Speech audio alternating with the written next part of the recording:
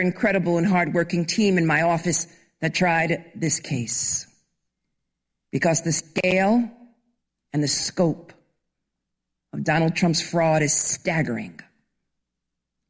And so too is his ego and his belief that the rules do not apply to him. Today, we are holding Donald Trump accountable. We are holding him accountable for lying, cheating, and a lack of contrition, and for flouting the rules that all of us must play by. Because there cannot be different rules for different people in this country, and former presidents are no exception. This decision is a massive victory for every American who believes in that simple but fundamental pillar of our democracy, that the rule of law applies to all of us, equally, fairly, and justly. Thank you.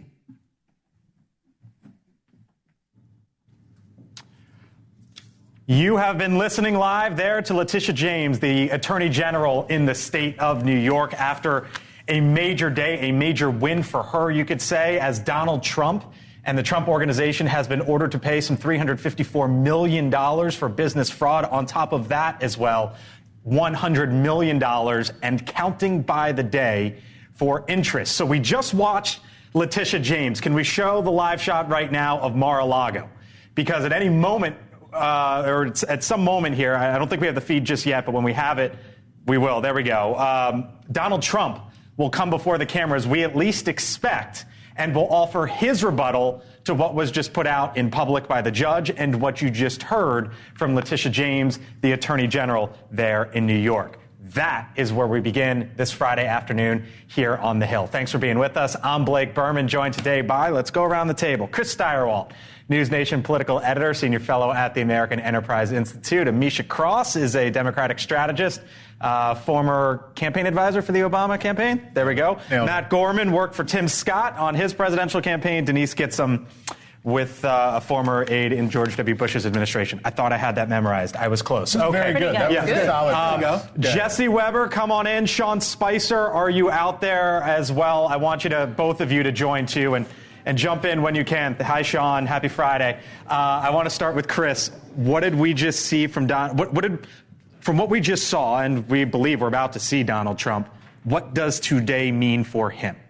Well, look, for most Democrats and most Republicans, it doesn't mean anything because they've already decided everything that they can possibly think about Donald Trump. They've been thinking about Donald Trump forever, and this will affirm their viewpoint. Now, the question is, what about persuadable voters? What about those voters who are going to suffer from Trump fatigue? And here's where Donald Trump has had an advantage over Joe Biden for a long time, which is we haven't had to hear from Donald Trump every day. We forgot about the Dracula's Castle doorway here, the thing that where we used to wait for Donald Trump to come out and have pronouncements, because we didn't have to hear from him every day. But we have been having to hear from Joe Biden every day, which has driven down Joe Biden's favorability numbers. The more Trump is in the news, the worse it is for Trump. And this is another example of how Trump is in the news. I think I'd agree with that. I would also say that, Trump has a lot of cases. This one might have fallen into the recesses of, the average voter's minds. But because he built his entire name and brand, so did his father, on New York and New York real estate, this is a big deal because it posits him as not only a crook, but from Letitia James, pronouncements just a minute ago, she also talked about how the family design was this, how it was a family enterprise, how they literally worked together to essentially steal, lie, cheat, go to all aims of the earth to ensure that he was able to influence. The basic premise is that Donald Trump overinflated his net worth. And then because of that and personal guarantees he said he was able to make, he was then able to get preferred loans at better rates, and thus part of the fraud that was committed by Donald Trump and the Trump Organization. Jesse Weber, talk to me for a second here. $354 million, again, as we await Donald Trump to speak live here, we believe, at any moment. $354 million and $100 million in interest. When's he going to have to pay that? And does he pay it all by himself? Does it come some of it from the Trump organization? Like, how does this work? Oh, it's complicated, but let me try to break it down. So Donald Trump, along with the Trump organization and the revocable trust, they are what is called jointly and severally liable. Now, what that means is you can collect those judgments from any one of those parties. Typically, when multiple people are sued, one might pay up, and then they try to collect the money from their co-defendants. Here, it's all of Trump and his businesses. So it's going to be interesting how he structures where the payment's going to come from. How much cash does he have on hand? How much is in the revocable trust? Now, you asked, when is he going to pay it up? Well, the first thing that he's going to do is appeal this within 30 days. And what he's going to try to do is stay this decision, pause this decision pending an appeal. That is not so easy because one of the things you have to show is the likelihood you would win an appeal. And in this decision from the judge, he dismantled a number of Donald Trump's legal arguments, so it may be difficult for Trump to stop. Oh, there you go. I'm going to jump in because here's Donald Trump. Listen. A New York State judge just ruled, and he's crooked as you can get, and a lot of people expected something like this, but not for the amount. But this is a very dishonest man. This is a man that's been overturned already on this case 4 times. But a crooked New York State judge just ruled that I have to pay a fine of $355 million for having built a perfect company. Great cash, great buildings, great everything. It affects New York. It's mostly talking about New York, where we have a totally corrupt attorney general. She campaigned on the fact that I will get Trump, I will get Trump. Everybody's seen it. Letitia James. They've all seen it. Well, we'll be appealing, but more important than that, this is Russia, this is China, this is the same game. All comes out of the DOJ, it all comes out of Biden. It's a witch hunt against his political opponent, the likes of which our country has never seen before. You see it in third world countries, banana republics, but you don't see it here. So I just want to say this. You build a great company. There was no fraud. The banks all got their money, 100%. They love Trump. They testified that Trump is great customer, one of our best customers. They testified beautifully. And the judge knows that. He's just a corrupt person. And we knew that from the beginning. We knew it right from the beginning because he wouldn't give it to the commercial division. This judge thought Mar-a-Lago is worth $18 million, and it's worth anywhere from 50 to 100 times that amount. So we realized that. He ruled against me before he even got the case. He ruled against me. He said I was guilty. He didn't know what I was guilty of before he even got the case. And Letitia James, that's another case altogether. She's a horribly corrupt attorney general, and it's all having to do with election interference. There were no victims because the banks made a lot of money. They made $100 million. And by the way, I paid approximately $300 million in taxes as the migrants come in and they take over New York. I paid over this period of years over $300 million in taxes, and they want me out. Oh, let's see if we can get them out. These are radical left Democrats. They're lunatics, and it's election interfering. So I just want to thank you for being here. We'll appeal. We'll be successful, I think, because, frankly, if we're not successful, New York State is gone. People are moving out of New York State. And because of this, they're going to move out at a much faster rate. They used a statute. It's a consumer fraud statute that's never been used for a thing like this before. They used it on me because I'm running for president. I'm beating Biden by a lot. We're beating not only the Republicans, we're beating Biden by a lot. The poll came out today. We're up 20 points on Biden. If I weren't running, none of this stuff would have ever happened. None of these lawsuits would have ever happened. Nothing would. I would have had a nice life. But I enjoy this life for a different reason. We're going to make America great again. These are corrupt people. These are people that shouldn't be allowed to do the things they do. And they're using this as weaponization against a political opponent who's up a lot in the polls and always will be, because I'm competing with a man who can't put 2 sentences together, who doesn't know what he's doing. And we're heading into a third world war because of this guy. We have to win this election. They're doing everything possible to step in our way, but we're not going to stand for it. So thank you very much. We will get back to work. It's a ridiculous award. Listen, a fine of $355 million for doing a perfect job, for having paid back a loan with no defaults, with no problems. The banks were totally, at the trial they testified. We had an expert witness from the Stern School at NYU that made a statement. And I was very honored by his statement. He's one of the most respected people anywhere in the country for doing this kind of thing, expert wisdom. He said, this is one of the greatest financial statements I have ever witnessed before. And he talked about even the detail. So my numbers actually were extremely conservative. They saw this. So what the judge did is he brought down certain values like Mar-a-Lago, made it ridiculous. But the expert, after having all of this, testified it's one of the best financial statements he's ever seen.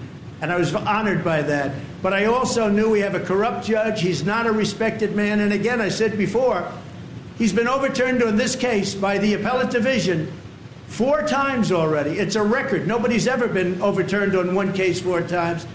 And I think very importantly, and I think ultimately the most important, we've employed tens of thousands of people in New York, and we paid taxes like few other people have ever paid in New York, and they don't care about that. It's a state that's going bust. It's a state that's going bust because everybody's leaving, and it's all headed up by Biden, who's destroying our country.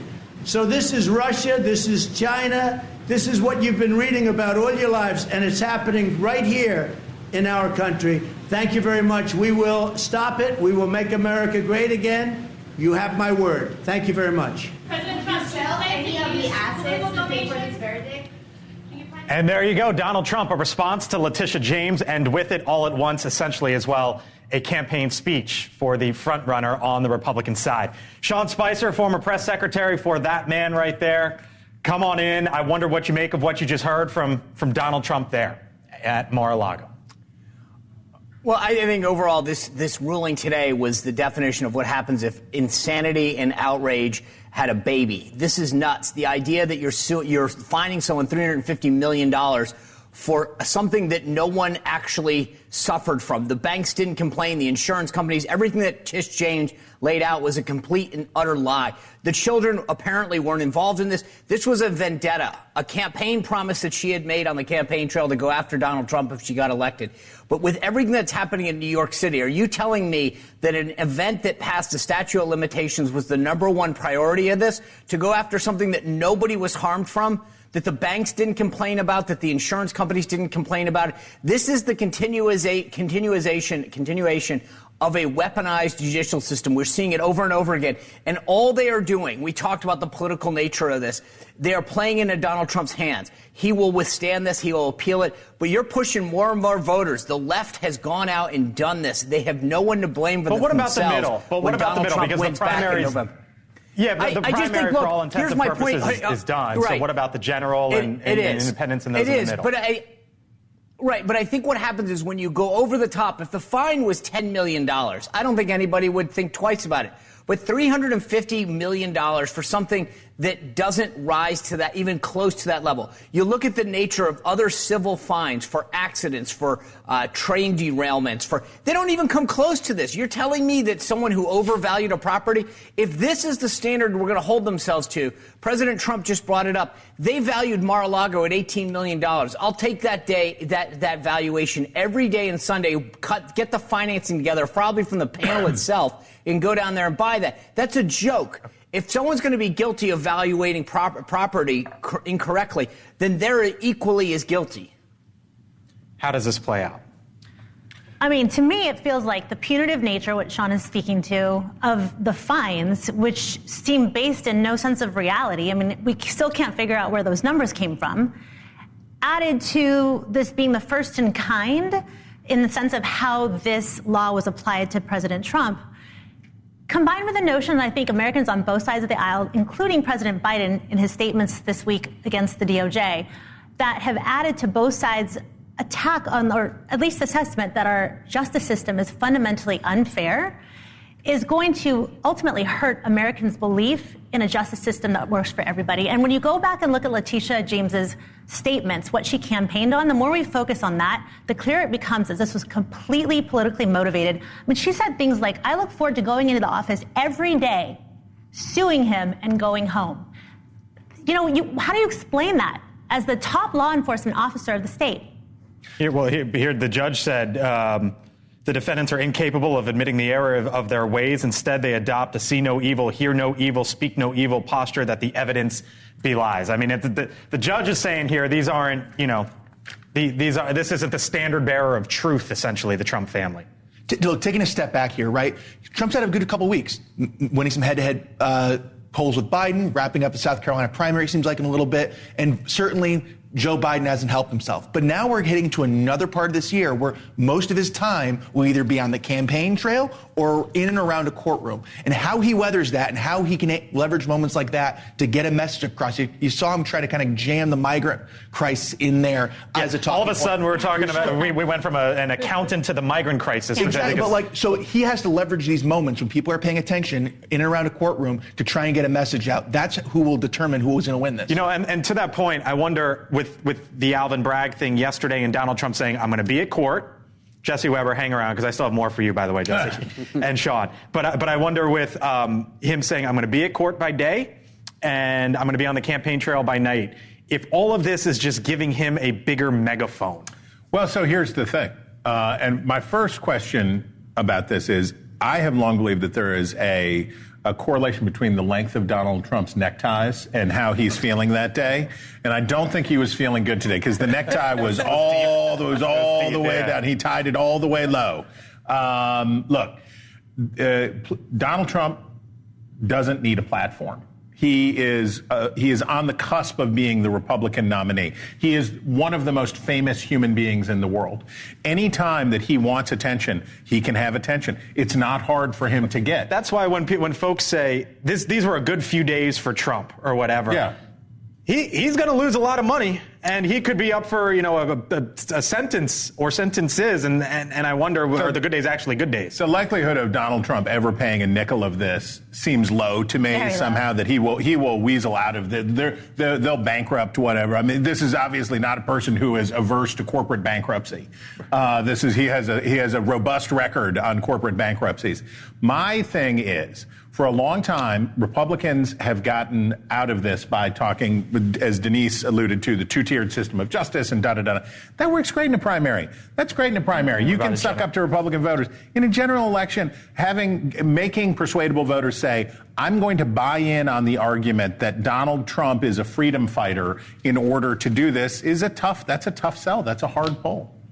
But I do think, though, we're hearing it from both sides of the aisle right now. We're hearing it from both the Biden White House, where they're saying that it's a politicized report calling him elderly. So that's undermining, at least on the left. They're seeing it too. So it's not just it has been primarily a Republican. This is the same because one is looking towards criminality. We have a guy who has 90+ felony charges. There were no charges for Joe Biden. So the problem that a lot of Democrats had was you have someone who is not a neurologist, who is commenting, basically giving a health diagnosis in a report that wasn't even necessary. That is a very fundamentally different argument than someone who decided to basically overvalue property, which any of us, if we did it to the extent that he did it, would be sitting in jail right now. No, we wouldn't be, because it wouldn't be applied to us. It's never been applied like that before. This law has never been applied to anyone else but President Trump. So no, it's never happened. Deserves this. No, but that's a different argument. There's a totally different argument. There's no pattern of the law being used this way. As well as others within the Trump organization. Can you point to someone else who's been treated this way with the law? Can you point to someone else? Possibly not, but I can point to several. So hold on one second. Jesse Weber, there was the question that Chris brought up of,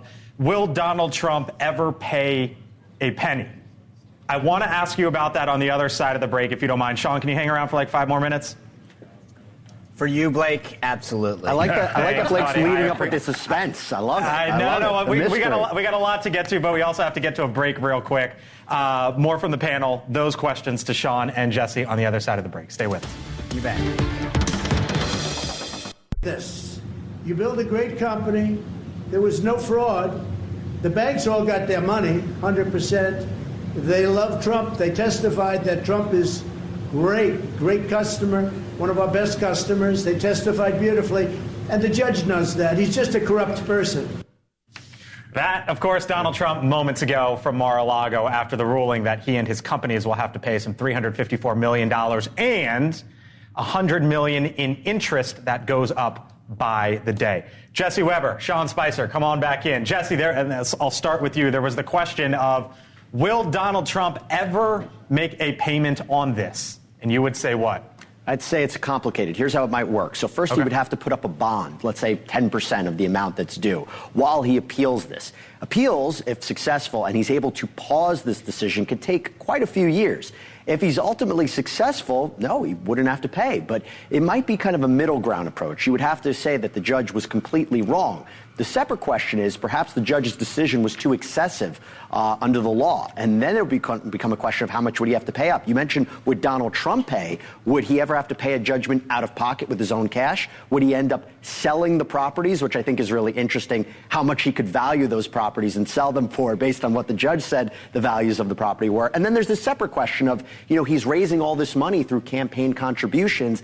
Could he use any of that money to pay a judgment? It's complicated because you would say it maybe is for personal use, but I don't think we're at that point yet where he has to open up the piggy bank and pay out. There's still a lot more that has to be done. Sean, are you worried on that money front that the RNC, which is well documented, has money issues right now, or at least needs to catch up to the Democrats on the money front? Are you worried at all, especially with Laura Trump going in there potentially as the co-chair of the RNC, that maybe that money train keeps coming in that direction? Well, look, I was there in 2011. We entered the 2012 cycle $26 million in debt. We were able to get out. We were fine. I think we could have done better. There's no question about it. The one thing is, once Trump becomes the presumptive nominee, not necessarily the nominee, and we did that in May of 2016 after the Indiana primary, that low dollar funding picks up. Remember, Trump has told the federal committees, the NRSC, the NRCC, and the RNC, that they were prohibited from using his name in fundraising, which was a huge boon, especially to low-dollar fundraising. Now that he will be ostensibly picking his own chairman and becoming the presumptive nominee very shortly, that kicks back in. I think the RNC will do just fine. They will raise the money necessary. They will fund what's called the Presidential Trust, which is about $27 million. They will have the money to need that. The one thing that's really interesting that happened in the 2016 cycle, there used to be a cap on hard dollars that could be raised by the RNC from any individual. That cap went away, but then we added two additional buckets, a bucket where you could raise the similar amount in hard dollars for legal fees, and one for what we call a building fund, which has been used to house campaign headquarters all around the country. So the RNC is going to actually bring in a lot more money once he becomes the presumptive nominee. Can I just zoom out for a second, and something that just occurred to me, because we talk all the time about how grueling presidential campaigns are. If you're Donald Trump right now, you just got this $350-something million judgment against you today. Mm-hmm. You learned yesterday that you will go on trial in New York on March 25th. That is 5 weeks, somewhere there. You've got to run a presidential campaign.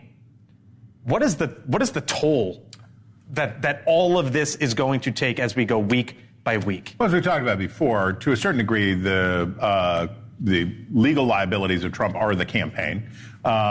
This is where he can, one of the advantages of being one of the most famous people in the world. News comes to you, you walk out there on your front steps and you say things and you get coverage. I don't think we'll see Donald Trump run like he did in 2016 with all of the rallies and all of the stuff. We would also remember that he's going up against Joe Biden, who is going to be even less active on the campaign trail than Trump is. But I will say this. For both Trump, my friends were talking before about Trump and Biden and their various legal imbroglios and this stuff.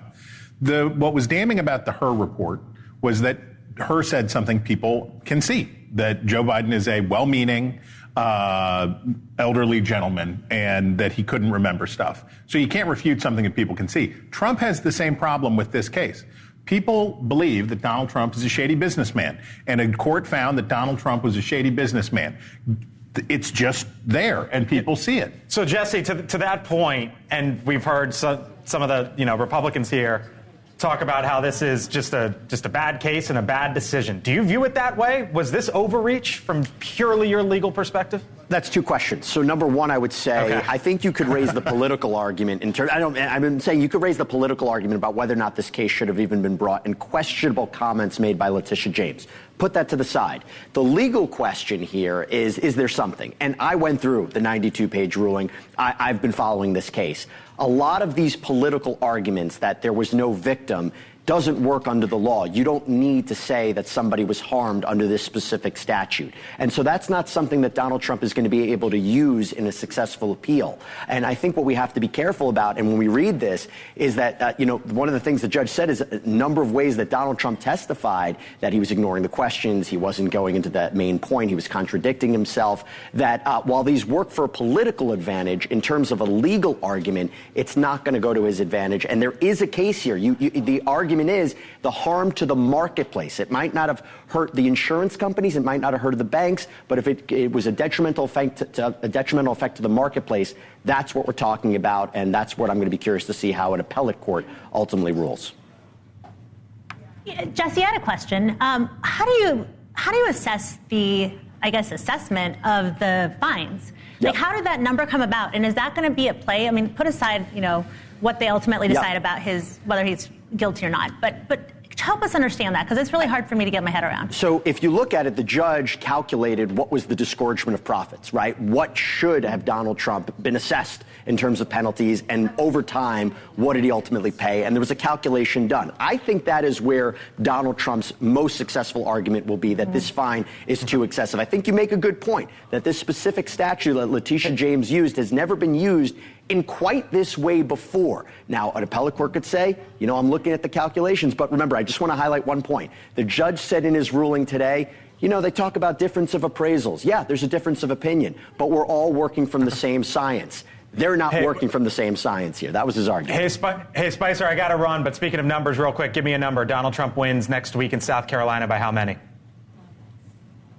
I think he starts in the 60s. I think his margin of victory is close to 30. Wow. Okay. We got to run. We got to leave it there. Sean, appreciate it. Thanks for coming on in. Jesse, thank you to you as well. Have a great weekend, guys. We'll catch you soon. Still much more ahead here on the Hill, including this, by the way. All that talk about Donald Trump. Did you see where the incumbent was today? After 54 weeks, President Biden making his way to East Palestine, Ohio. If you thought things got uncomfortable for Donald Trump today, well, what about these images here? The Hill with us on the other side of the break. Nation. So after a year of criticism and questions, President Biden finally visited East Palestine, Ohio earlier today. Of course, that is the site of the train derailment that released hazardous materials into the air and into the water, causing a health and environmental crisis in that small Ohio town. Now, the visit being met with some protests from locals, but the president says the administration is not leaving until the job is done. I want them to understand that we're not going home no matter what till this job is done. And it's not done yet. There's a lot more to do. Let me be clear.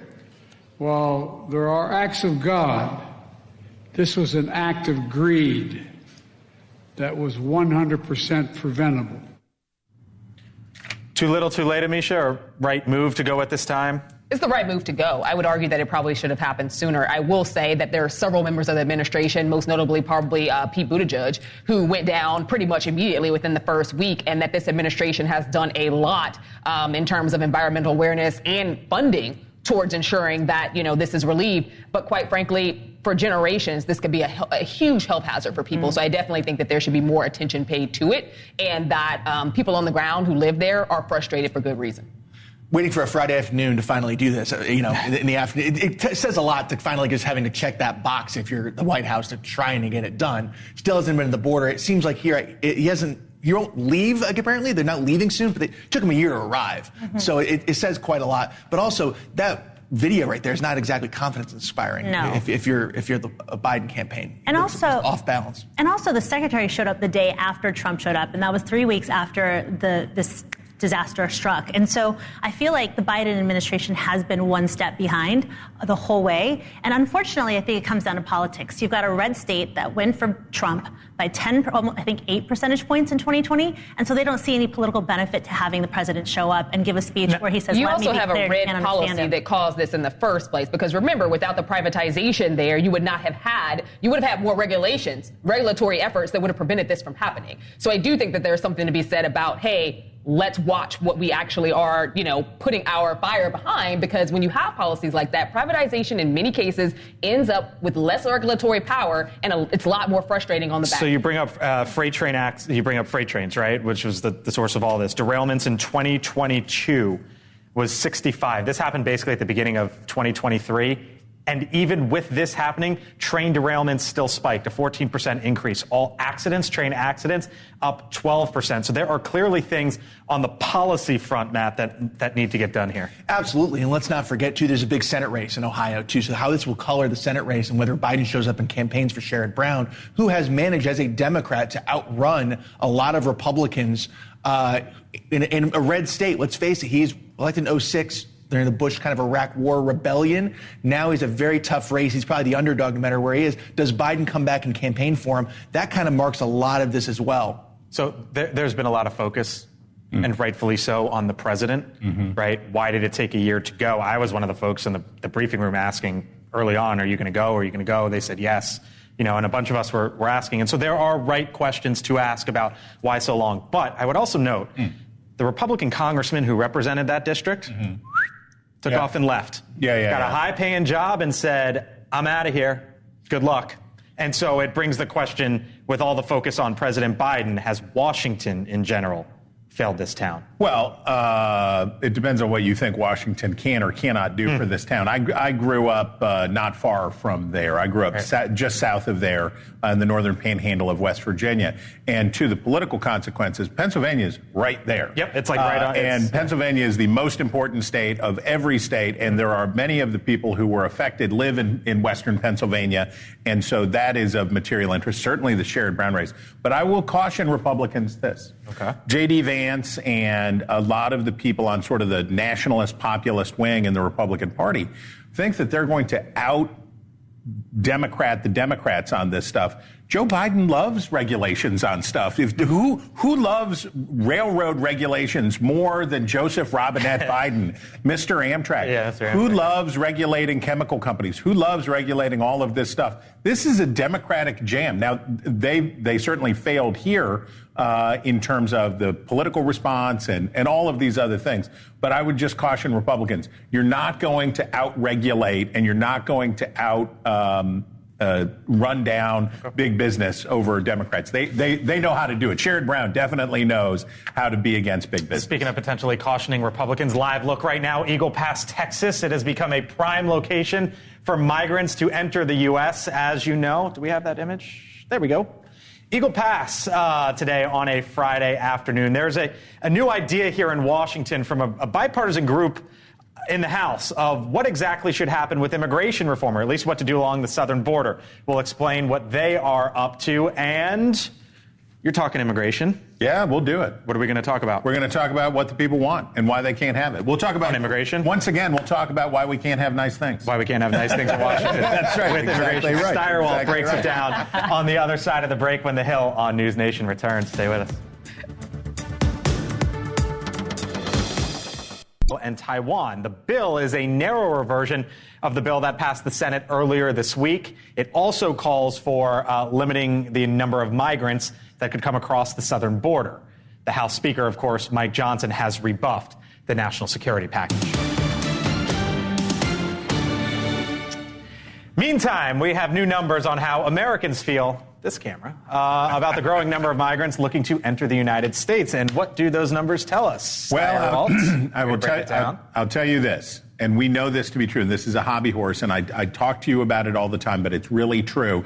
I love the issue of immigration because it so clearly reveals how the bipartisan duopoly fails to deliver, it fails to deliver what the people want. So let's look here at, this is the Pew Research Center. This is the primo stuff. This is the kind of public opinion research that you want to see. And here's your top line number. Is it a crisis? Are the migrants seeking to enter the United States a crisis? 45% say yes. When you add in, by the way, the people who say it's a serious problem, it's in the 70s, but 45% call it a crisis. 22% of Democrats, that seems like a lot of Democrats to say that it's a crisis, given what partisanship does to people's brains. But 45% is a lot. Okay, now, why do they think it's a crisis? Here's why. Crime. Look and see.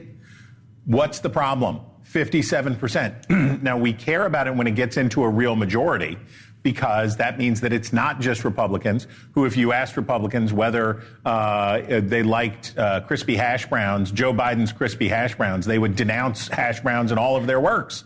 So when you get to 57%, that means that you're crossing over and you're picking up some Democratic voters to talk about this issue. 57% is a lot of percents. Okay, so here, follow me down this ski slope. I'm going to get you there as you look at this next graph. How do Americans feel about the government's handling of the issue of migrants at the border? Decline. It's been bad, right? Okay, so why has it been bad? Look at the next chart. Here it comes. You're going to love it. People are saying it's the best chart ever. Oh, here's a big reason why, because Republicans who instantaneously, when the presidency changed hands in 2021, said, it's the worst ever. So that's some partisan blah, blah, blah. Who cares? But now look at the next chart, which is a different kind of partisan blah, blah, blah. It's a little interesting. So that's the Democrat, fittingly, the blue line is the Democratic line. So look at that.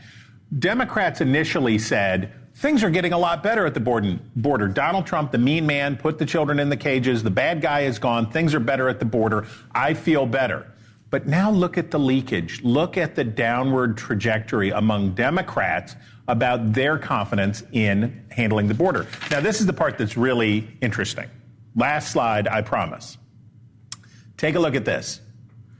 What do people want to do and what do people not want to do at the border? And I want to tell you, wisdom of crowds, I'm a skeptic frequently, but it should be encouraging to all of you that what Americans favor is a mix of approaches. 60% say increasing the number of judges and staff at the border to process people who are coming so they can do it more quickly. Makes sense. 56% say make more legal opportunities to immigrate, that we have to reform an immigration system so that people can come here legally. And then 52% say you have to increase deportation. That's a balanced mix of things to do that a majority supports. What are the things that people don't want to do? Increasing economic aid to Central America. Foreign aid is always unpopular. Americans hate foreign aid. 36% say resources to improve safe and sanitary conditions. This, sadly, is like with our corrections the departments and states. People never want to support more money for people other than them, so that's maybe not surprising. 38%. This is one of the three lows, is making it harder for people to be qualified for temporary legal status. Your takeaway: the American people are pretty rational when it comes to what to do about immigration. They favor a mix of getting tougher and being more permissive, and they favor a cogent system that works. This is the problem. 70% of Americans basically agree about what to do about immigration, but because of the two-party duopoly and because of the insanity of our primary election system, they can't have what they want. So, harumph. Steyerwalt breaks it down. So I just wrote down increased judges, more legal opportunities, and increased deportations. That was basically between 5 to 6 in 10 Americans. The chance that Congress puts something like that together is zero. They did. The Senate bill passed. Right. So the Senate bill did it. So now we get the baby Senate, the baby version of the bill. And is it possible that the Freedom Caucus, LOL, that the Problem Solvers Caucus in the House can discharge? So we're reaching a point where if you represent a moderate district, and when we look at how Tom Suozzi won in, so glad you got that, in Long Island, right? So the message is clear to Democrats now, which is if you are in a swing district, if you're in a competitive district, you have to have an answer on the border. Now, it can be an answer that includes both generous and harsh approaches. It can include a mix, but you have to have an answer. And I think the incentive for moderate Democrats to push on this, along with moderate Republicans, maybe there's a way. By the way, as we look at this live picture of Eagle Pass, Texas, I think you can see there some folks trying to cross with Border Patrol, or at least agents on the other side. Tom Suozzi, real quick around the table. Was that a warning call? He was the Democrat who just flipped George Santos' seat in New York. Denise, is that a wake-up call for Republicans that, you know what, they might have botched this border bill thing?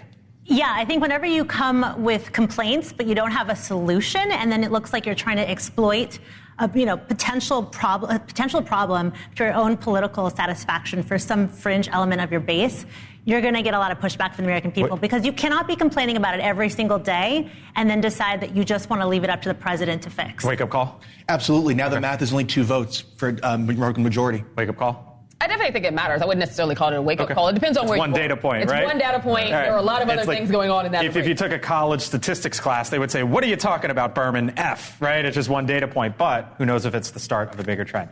On the other side of the break, Leland Vittert, host of On Balance, joins me. And we'll be back here in a few minutes. The Hill on NewsNation returns. Tonight, Dan's all-star panel tackles it all. The latest on the shocking Bahamas assault case. Plus, how Harvey Weinstein's conviction could be overturned. And new developments in the Rachel Morin murder investigation. Tonight on Dan Abrams Live, starting at 9 Eastern. So Alexei Navalny was Russia's most prominent opposition leader, as you might know. The Kremlin today reported on his death. President Biden, along with many other world leaders across the world, are expressing outrage over his death and are directly blaming Vladimir Putin. Here was President Biden earlier today. Make no mistake. Putin is responsible for Navalny's death. Putin is responsible. What has happened to Navalny is yet more proof of Putin's brutality. No one should be fooled. The commander-in-chief earlier today, joining us now, host of On Balance, Leland Vittert. Hello. Oh, well, we should report that Vladimir Putin promises an investigation into there you go. Death, which it's a little bit like O.J. looking for the real killer, right? Exactly. Look, this is a real problem for Joe Biden because by example after example after example, foreign policy that was supposed to be his jam, that was supposed to be the guy who had been on the Senate Foreign Relations Committee who was going to restore normal and bring America back in the world, right? You're going to have... You have Afghanistan, you have Ukraine, you have the war in Israel. You now have Alexei Navalny dead. And there is going to be a lot of discussion among voters of this feeling of unease. How does he reassure America that these issues, these crises, don't spiral? And remember, going forward, there was the president had said back in 2021 that there would be devastating consequences if Navalny died. Navalny's dead. Navalny's dead. And the president was asked about today, well, what are the consequences going to be? And he basically talked about sanctions that have been imposed on Russia, but didn't give an answer, Leland, about what comes next. This is the problem. When you're the president of the United States and you say something like devastating consequences or like this man has to go, right. where their days are numbered, it has to